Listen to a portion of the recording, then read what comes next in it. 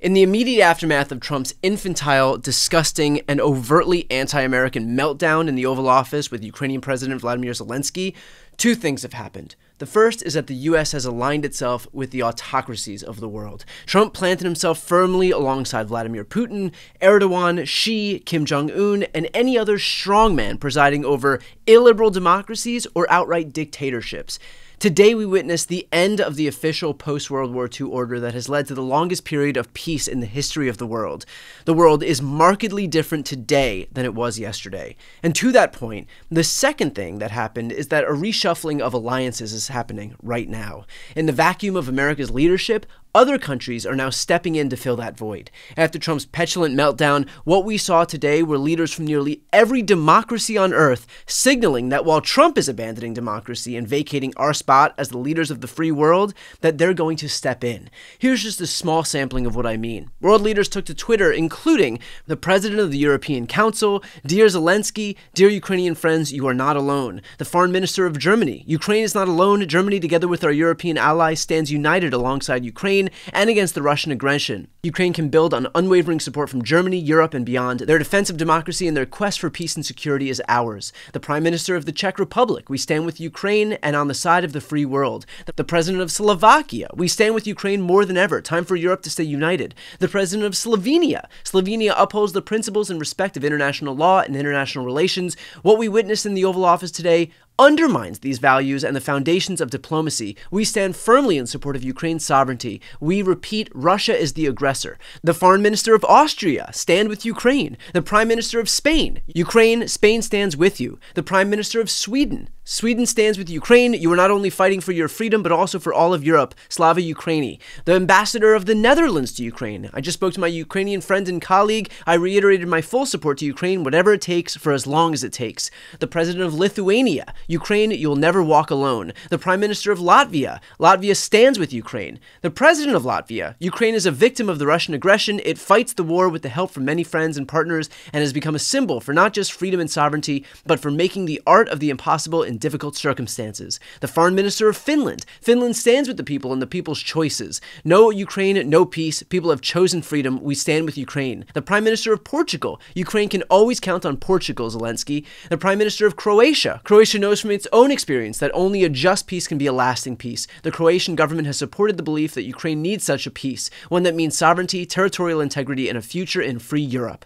The Foreign Minister of Estonia, "I just had a call with my friend and colleague where I reassured Estonia's support to Ukraine, whatever it takes." The Prime Minister of Canada, "Russia's illegally and unjustifiably invaded Ukraine. For 3 years now, Ukrainians have fought with courage and resilience. Their fight for democracy, freedom, and sovereignty is a fight that will matter to us all. Canada will continue to stand with Ukraine and Ukrainians in achieving a just and lasting peace." The President of Moldova, "The truth is simple. Russia invaded Ukraine. Russia is the aggressor. Ukraine defends its freedom and ours. We stand with Ukraine." The Prime Minister of Norway, "We stand by Ukraine in their fair struggle for a just and lasting peace."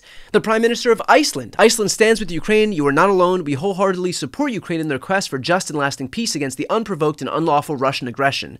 The Mayor of Antwerp in Belgium, "We stand behind Ukraine and the Ukrainian people in their historic fight to defend themselves against an unprovoked Russian aggression. Their fight is our fight. United we are strong." The Prime Minister of Luxembourg, "Luxembourg stands with Ukraine. You are fighting for your freedom and a rules-based international order." And on and on. First of all, I know that my audience is mostly American and that we don't often get news from beyond our own shores.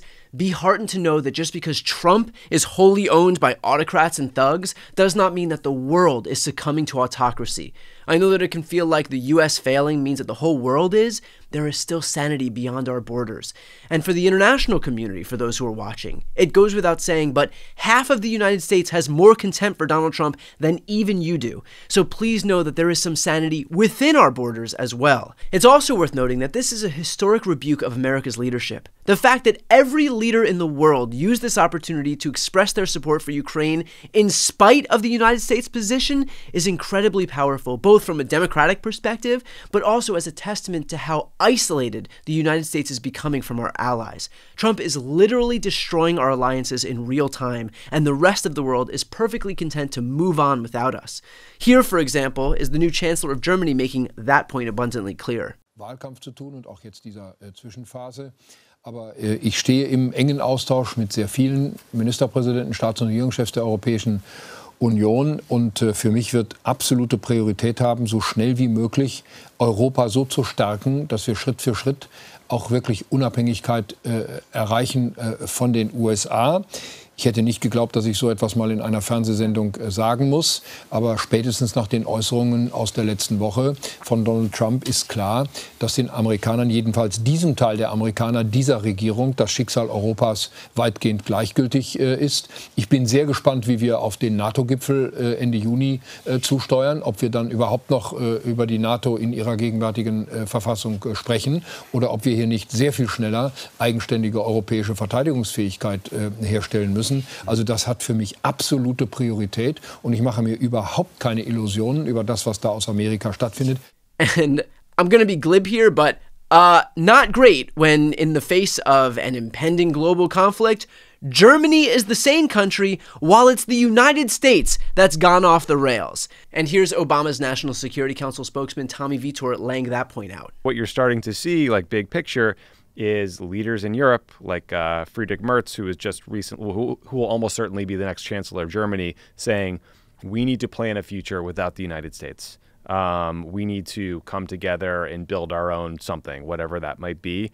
And that is just, a dramatic change, not just of a few years of foreign policy from Joe Biden, but like 75 years of U.S. foreign policy since the Second World War. And so what might happen as a result of this is those countries start spending way, way, way more on their own domestic defense industries. And, it doesn't take a historian to know that like a remilitarized Germany is not necessarily a good thing for the world. Yeah.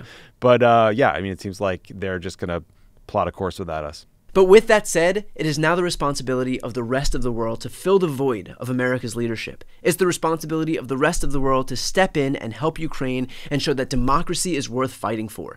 What we're going to see now is Russia, China, and other far-right autocracies see how far they can push the envelope. They're going to test the fences of the world to see how far they can go. Russia is going to double down on Ukraine, China is eventually going to attack Taiwan, and will enter a new phase of global imperialism. The only way that stops is if the rest of the world steps up. That means committing to NATO, committing to democracy, committing to maintaining a unified front in the face of what will be a newly emboldened enemy. When I say that the fate of the free world depends on it, it is the honest to God's truth. Before you go, just a quick note, if you'd like to see more of my content, which is always free of advertising, sponsorships, and paywalls, please make sure to subscribe to this channel using the subscribe button right here on this screen.